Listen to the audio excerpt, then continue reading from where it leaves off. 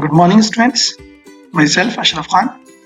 Today I am going to start chapter number 4, Chemical Bonding and Molecular Structure. In this chapter, we are going to learn why do atoms combine and form bonds. Yes, why do atoms they combine and how they form bonds? How do atoms combine to form a molecule and why a molecule is more stable than the individual atoms. In its first topic, we are going to study about Cossell-Lewis approach to chemical bonding. Students, Lewis along with Cossell will give a satisfactory explanation about the cause of chemical combination between atoms, means how and why atoms combine chemically, and this is known as electrical theory or electronic theory of valency. As per this theory, noble gases are stable because they have 8 electrons in their outermost shell. Students, okay, there are 8 electrons in outermost shell, and thus other atoms they are having valence electron less than 8. They always try to achieve 8 electrons in their valence shell and try to get stability like noble gases. The urge of atom to attain stable electronic configuration of 8 electrons in their valence shell is the key factor for chemical combination, means atoms they combine chemically in order to get the outermost electronic configurations similar to the noble gases. Now, octet rule. The octet rule, it is defined as the tendency of atoms of different elements to acquire 8 electrons in their outermost shell, means similar to the noble gas configuration. It is therefore concluded that S2P6 means total 8 electrons configuration in the outermost energy level constitute a structure of maximum stability and minimum energy, means if atom combine and achieve S2P6 means total 8 electron in their outermost shell, then they will be highly stable and they will possess lowest energy. So this can be achieved, means they can complete 8 electron in 2 ways. First, complete transfer of electron. Okay, by transfer of electron they can achieve S2P6 configuration, or we can call noble gas configuration, from one atom to another, leading to the formation of an ionic bond. So ionic bond is formed by the transfer of electron and by the sharing of electrons, which further occurs by 2 ways. Means transfer of electron can be done only in one way and the bond form is called ionic bond, but by the sharing of electron can be occur by 2 ways. The first one, when the shared electron are contributed by 2 combining atoms equally, then the bond form is called covalent bond. But if electrons are contributed by one of the atom but they are shared by both, then it is called a coordinate or dative bond. The next topic is Lewis symbols. Students, as you can see here in this example, the outermost shell electrons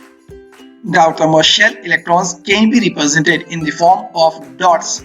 Okay, for example, carbon has outermost 4 electrons. These can be represented in the form of 4 dots.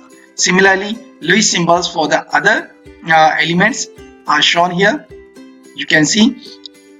Now, the common valency of element is either equal to the number of dots in the Lewis symbol. As you can see, in case of carbon, the valency is 4, means carbon can form 4 bonds.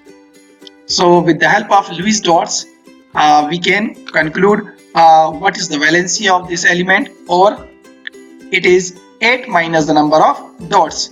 If dots are greater than 4, for example, lithium, valency of lithium is 1, for beryllium it is 2, for boron it is 3. Sorry, 1 dot is incorrect here, only 3 dots should be there in boron.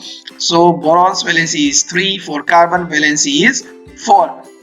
For nitrogen, here are total 5 dots, so 8 minus 5, the valency of nitrogen will be 3. For oxygen, 8 minus 6 dots. Okay, so we do 8 minus number of dots in order to get the valency.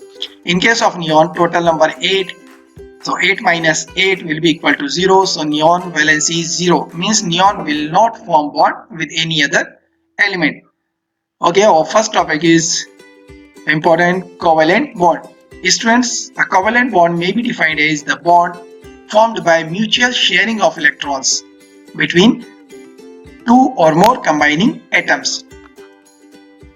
Okay, which are short of electrons of comparable electronegativity. Means those elements which are short in electrons, they combine by mutual sharing of electrons. Okay, the covalent bond is represented by this line. Okay, this or dashed are known as copper structure. For example, hydrogen dash H. Compounds having covalent bond are known as covalent compounds. Okay, and here you can see in the case of ammonia, nitrogen combined with 3 hydrogen, this cross, okay, this cross represent electron of hydrogen. So hydrogen is having only 1 electron, and dots represent the electron of nitrogen. So nitrogen total have 2 and 1 2 3, total 5 electron in outermost shell. So nitrogen share 1 electron with each hydrogen. In this manner, nitrogen form 3 bonds having 1 lone pair. Lone pair means the pair of electron which do not participate in the bond formation, and these are called bond pair. Bond pair means which involve in bonding. Similarly, as you can see in this example, you can see in case of water molecule, oxygen is having total 6 electron in outermost shell. That's why we make 6 dots here. Now oxygen require only 2 more electron. That's why oxygen here share its 2 electron with 2 electrons of 2 hydrogen. One hydrogen is here sharing 1 electron with 1 hydrogen, and another hydrogen is here and forming a bond, covalent bond. Oxygen form covalent bond with hydrogen. And in case of oxygen, there are 2 lone pair which do not participate in the bond formation. Students, Lewis-Dawes structure can be written for different molecule. How we can write? You can see in this example for nitrogen. Nitrogen is having 5 electron in outermost shell. So it requires 3 more electron to complete its octet. Means it requires 3 more electron. So nitrogen can share maximum of 3 electron. Okay, so here nitrogen is sharing 3 electron. This nitrogen atom is also sharing 3 electrons, and by sharing of 3 electrons, this nitrogen got total 8 electron. This one also got 8 electron. Now total number of bonds formed between 2 nitrogen atom is 3. One bond, this is second bond, and the last one 3, means 2 electron form 1 bond. Another 2 electron form 1 bond. Another 2 electron form 1 bond. So total number of bonds are 3. So nitrogen and nitrogen combined with each other with 3 covalent bonds. Similarly here nitrogen is also forming 3 bonds with 3 hydrogens. Here is the molecule of ethene. You can see hydrogen is sharing 1. This hydrogen sharing 1 electron. This carbon can share 4 electrons. 1 with hydrogen, 1 with hydrogen, and 2 with another carbon, and forming 1 double bond between 2 carbon atom, and single bond between each carbon and hydrogen. For writing Lewis-Dawes structure, we can find out the number of valence electron by adding valence electron of combining atoms. Now there is one more example of carbonate ion. How we can write the Lewis-Dawes structure for carbonate ion? Students, in writing such type of Lewis-Dawes structure, you can do one thing. Carbon can form maximum of 4 bonds, as you know already. Now 2 minus, it means it is having 2 more electrons. So total number of electrons of valence shell electron in CO3 carbonate ion. Carbon is having total 4 electrons, so we write 4 here, and oxygen is having total number of 6 electron in outermost shell. Okay, so here 3 oxygen, 1 oxygen is having 6 electrons, so 3 hydrogen oxygen will be having 3 times 6, and 2 minus means 2 more electron they also have. So total number of 24 electron they are having. Now you can arrange the 24 electron in this manner. Okay, 4 electron with carbon. Okay, and 3 oxygen can be mentioned in this manner. Oxygen can form only 2 bonds. So maximum of 2 electron can be shown here. 2 minus means 1 electron we give to this oxygen and 1 electron we give to this oxygen. And in this manner, if you don't understand, I will send you one short video how to draw the Lewis structure of ions. Now our next topic is formal charge. Students, there is a very simple formula to calculate formal charge. Formal charge on an atom, in a molecule or in an ion can be calculated in this manner. The formula is total number of valence electron in the free atom, okay, total number of valence electron, minus total number of electron of lone pair. Lone pair means non-bonding electrons, minus half of the total number of shared electrons, means bonding electrons. So total valence electron minus total number of lone pair electron minus half of total number of shared electron. In this manner we can find formal charge. Now student, exception to octet rule means there are some molecules which do not follow octet rule. The first exception is incomplete octet. Means some molecules are there in which octet is not complete. Means they are not having 8 electron in their outermost shell. Even after that, they are stable. For example, compounds having 6 electron in the outermost shell are called sextet. For example, halides of third A group like BF3, BH3, BCl3, AlCl3. They are having only 6 electron in their outermost shell. Even after that, they are stable. Other example is BeCl2 with 4 electron, means beryllium chloride. It is having only 4 electron in its outermost shell. Now the second exception is expansion of octet. Expansion of octet means those molecules in which atoms are having electron more than 8 in their outermost shell. For example, PCl5, SF6 and IF7. Their central atom phosphorus, sulfur and iodine. They contain 10, 12 and 14 electrons respectively. The third exception of octet rule is pseudo-inert gas configuration. Cations of transition metals. For example, here mentioned gallium plus 3, copper plus 1, Ag plus 1, zinc plus 2, Sn, tin plus 4, lead plus 4. They are having 18 electron in the outermost shell. The fourth exception is cation having electron between 9 to 17 in the outermost shell. For example, Mn plus 2, Fe plus 2, Fe plus 3. These ions are also stable. Now the last exception is odd electron molecules. Some molecules are having odd number of electron in the outermost shell. For example, NO, NO2, ClO2, etc. So these are the 4 exceptions of octet rule.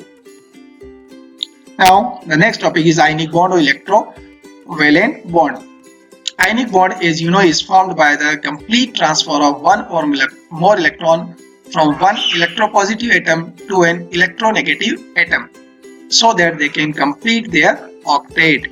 Okay students, as you can see here, when a metal atom loses electron, for example here metal gain energy and losing 1 electron, okay, it becomes positively charged. Similarly, a non-metal when gain electron, it form an anion, and this process is exothermic. Here energy is required to remove electron. Here energy is released after adding an electron. In this manner, positive and negative ion are formed. When they combined by electrostatic force of attraction, ionic bond is formed. And these compounds, this type of compounds are called ionic compounds. Okay, so combination of cation and anion is again an exothermic process. More the distance between two elements in periodic table, more will be the ionic character of the bond. Okay students, the number of electron lost or gained by an atom to form ionic compound is known as its valency in the respective compound. Now, formation of ionic bond is favored by the following three factors. The first important factor is low ionization energy of metal. That is, metal should require very low energy to lose electron and easily form cation. High electron affinity of non-metals means non-metals, they have very high tendency to accept electron and get converted into negative ion, which is called anion. So metal should lose electron very fast and form positive ion, and non-metal should gain electron very fast and form anion. So there should be low ionization energy and high electron affinity, and there should be high lattice energy so that formation of ionic compound is easier and stable. Lattice energy, what is it? It is the amount of energy released when 1 mole of ionic solid is formed by the combination of requisite number of cations and anion. Higher the value of lattice energy means if the value of lattice energy is high, greater will be the stability of ionic bond.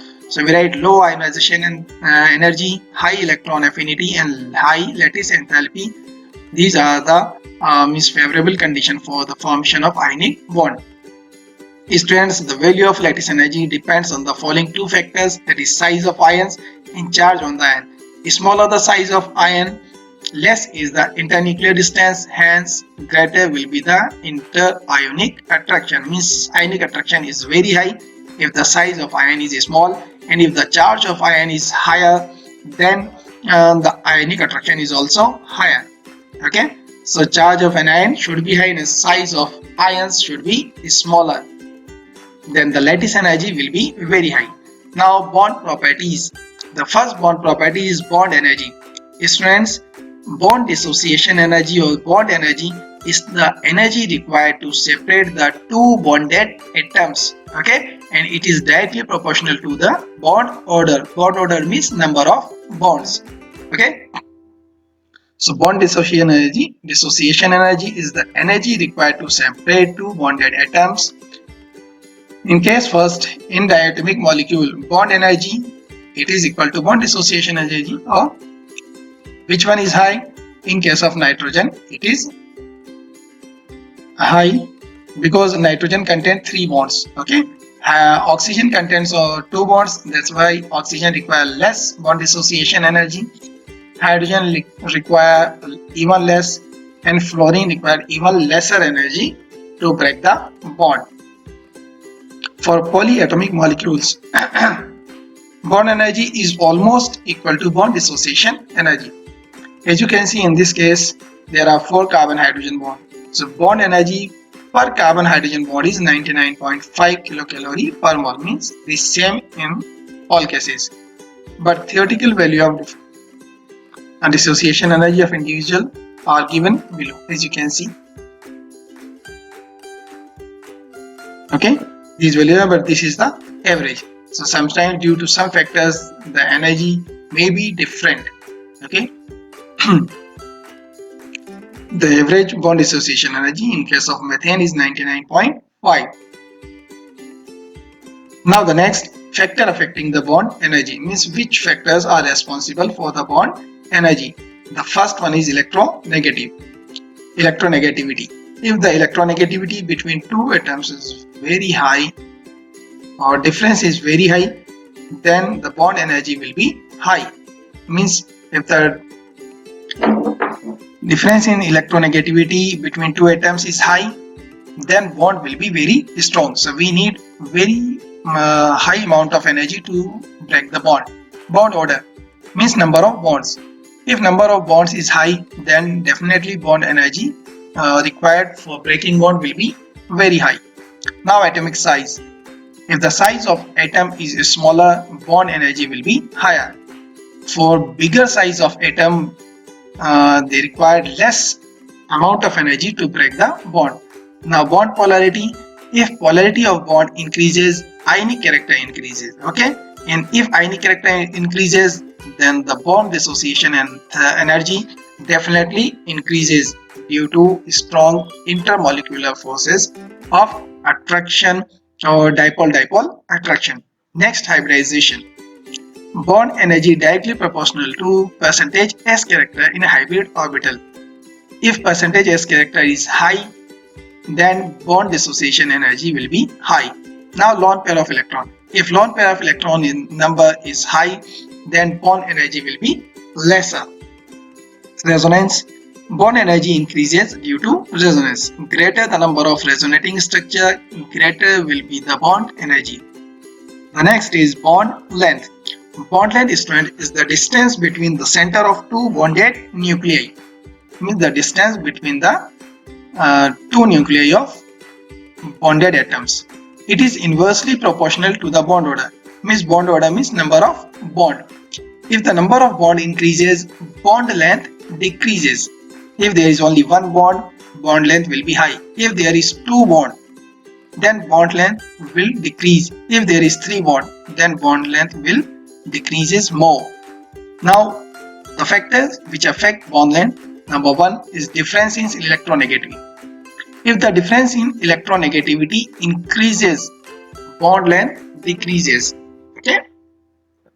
While bond energy increases with increasing in the difference of electronegativity between two bonded atoms. Next, number of bonds. Same thing. If the number of bonds or bond order increases, bond length decreases. Just now I told you, if the number of bond order, number of bond increases, bond length decreases. Now hybridization. If the percentage S character increases, bond length decreases, because S character or subshell is very small in size. If S character increases, means size decreases and bond length increases. If S character decreases, bond length increases. The next bond parameter is bond angle. It is the angle between two adjacent bond. Means the angle between two adjacent bond is known as bond angle, and it is represented in degree, minutes and second. Now factor affecting bond angle, number of bonds. Bond angle increases with number of bonds. If there is one bond, bond angle is lesser. If there are three bonds, bond angle will be high. Next is hybridization. Here are three cases. The case 1, when hybridization is same, bonded atoms are same, central atom and the lone pair of electrons are different, then means in this case, when hybridization is same, bonded atom are same, two things are same, but central atom and lone pair of electrons are different, then bond angle will be inversely proportional to the number of lone pair of electrons. Greater the number of lone pair of electron, shorter will be the bond angle. Now case number 2, we will take some more examples on this case later. Case number 2, when hybridization is same, bonded atom are same and lone pair of electron all same, but central atom is different, then bond angle is directly proportional to the electronegativity of the central atom. Okay, it depends, bond angle depends on electronegativity of central atom if everything is same. Now case 3rd, when hybridization is same, lone pair of electrons same, central atom is same, bonded atom are same, means everything is same, then bond angle depends on electronegativity of the bonded atoms. Okay. The next one is bond order. Bond order, just now I told you, it is in simple language we can say the number of bonds. It is defined as number of covalent bonds by which two atoms are joined together in a molecule. It can be calculated using this formula. This formula you will understand in molecular orbital theory, which I will teach you at the end of this chapter. Okay, so I am leaving this topic here. This formula here I will explain you later. Now the next one topic is resonance. Students, some molecules cannot be represented by their single structure, so we have to write more than one structure for such type of molecule. For example, as you can see in ozone cannot be represented by single structure, means only by this structure, so we have to write two structures for ozone, and the hybrid of these two structures means mixture of these two structure will be like this. This is called resonance hybrid, and these two structures are called resonating structures. Okay, this phenomena is called resonance. Now our next topic is polarity of bonds. Students, what is the polarity? Polarity means the formation of positive and negative charge. It is due to difference in electronegativity. Okay, so polar and non-polar covalent bonds. Covalent bond can be of two types. Polar means there is separation of charge. Non-polar means there is no separation of charge. When a covalent bond is formed between two similar atoms, means when two atoms are same, their electronegativity difference will be zero, and the bonds will be purely non-polar. Okay, so the shared pair of electrons are equally attracted by the bonded atoms. Hence, electron pair is situated exactly in the middle of two identical nuclei, as represented below. As you can see in hydrogen, the electrons are situated exactly in the center. Similarly, in chlorine, you can see the bonded electron. These two electrons are bonded. They are situated exactly in the center. So, in this manner, the type of covalent bond formed is called non-polar covalent bond. For example, hydrogen, oxygen, nitrogen, chlorine. Because they are the bond is present between two same atoms. But what if the two bonded atoms are different? Definitely, there will be a polar covalent bond. So, a covalent molecule made up of two dissimilar atoms, mean different atoms, which have different electronegativities. The shared pair of electron, which lies in the center in case of this bond. But when two atoms are different, the shared pair of electron does not lie in the middle but shift towards the more electronegative atom. Okay, this type of bond is called polar covalent bond. Okay, how to find what is the polarity of the chemical covalent bond? There is a measure, there is a molecular process called dipole moment. With the help of dipole moment, we can calculate the polarity of a covalent bond. The dipole moment is equal to the product means multiply product of charge and distance between two atoms. The formula can be written as mu is equal to q into d. Okay, its unit is diopter or dBi. Its unit is dBi, dE/by, which can be represented by capital D. Okay, students, charge is coulomb and distance d is in meter. The unit can be coulomb meter, or it can be centimeter meter, or we can say there is another unit of dipole moment is called dBi. Dipole moment is a vector quantity, means it has magnitude as well as direction. It is often represented by an arrow. Its tail at the positive center and head pointing towards the negative end, means there is a positive charge where it is tail is there, where there is head it is negative charge.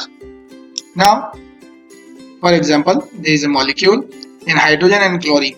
You can see here, due to high electronegativity of chlorine, the covalent bond between hydrogen chloride or hydrochloric acid is become polar covalent bond. Due to high electronegativity, chlorine acquire partial negative charge and hydrogen acquire partial positive charge. The dipole moment of this bond is 1.03 dBi. Now, dipole moment of polyatomic molecules. In case of polyatomic molecules, you can see the example of water here. It is highly polar molecule. Here, due to electronegativity or very high electronegativity of oxygen, the bonded electron are shifted towards oxygen. Okay. In this manner, oxygen acquire negative charge, hydrogen acquire positive charge, and the dipole moment will be 1.84 dBi. Similarly, you can see CO2, and there are some other molecules. Okay. Here dipole moments are zero because dipole moment is a vector quantity. It depends on direction. So the three F bonds, BF bonds, are situated exactly opposite to each other. That's why they cancel their dipole moment. Similarly, in case of CH4, in case of CCl4, the dipole moment is found to be zero. Students, I am finishing my lecture here. In my next lecture, I will teach you from Fajan's rule. I hope you understood. If you have any doubt, you can ask, make notes, and thank you very much.